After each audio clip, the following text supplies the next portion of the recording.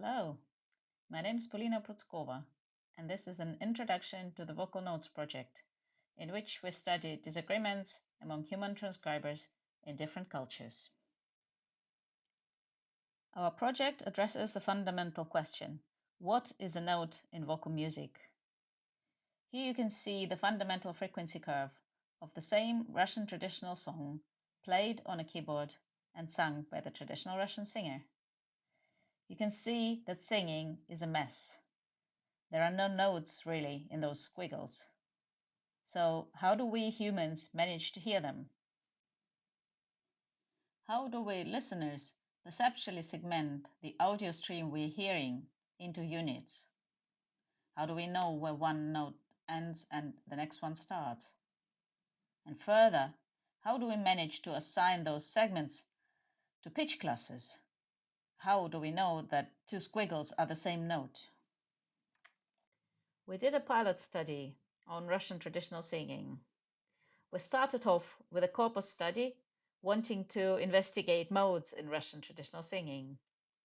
Yet, unfortunately, all our automatic approaches to mode detection failed. So we started to dig deeper and found that our transcriptions diverged.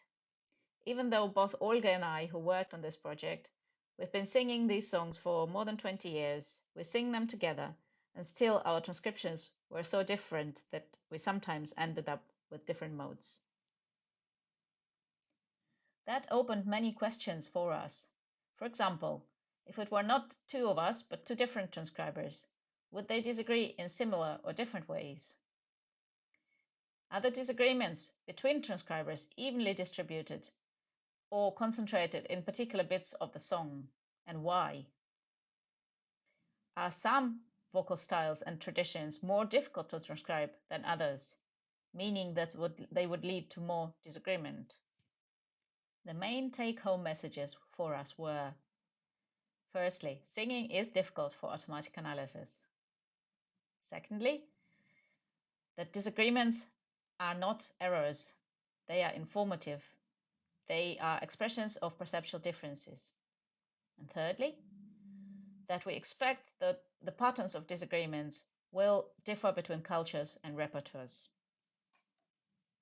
And then I had that grand vision that it's not just us doing this work, but teams across the world transcribing singing in their vocal traditions and studying patterns of disagreement. In the next phase, we could exchange the recordings so that we are not experts in the material we're transcribing. That would help us to study the effect of expertise on transcriptions. In the third phase, we could do the same thing between humans and machines. And finally, in the fourth phase, based on the data we produced in phase 1, we could empirically determine descriptive scales in those vocal performances. We are now 6 teams currently working on this project. And in this slide, you can see where the recordings of our teams come from.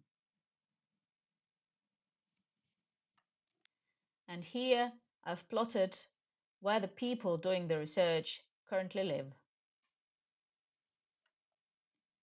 We started the project as 8 teams, and then something happened. On the 24th of February 2022, Russia launched a massive attack on Ukraine.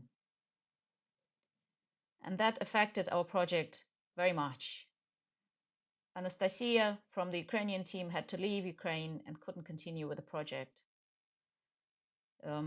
We lost the Latvian team because Yeva, who led the project there, got involved into the Science for Ukraine program, which required a lot of coordination. Many of us were personally strongly affected, including our Russian team. We are in contact with our colleagues and we try to support them, and we hope that they will be able to return to the work they started in the future.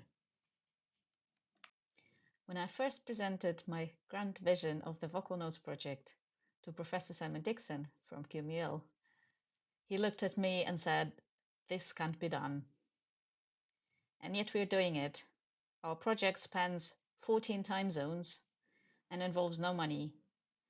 each team and each participant contributing equally their expertise and their research to advance our understanding of music and our understanding of ourselves as musical beings.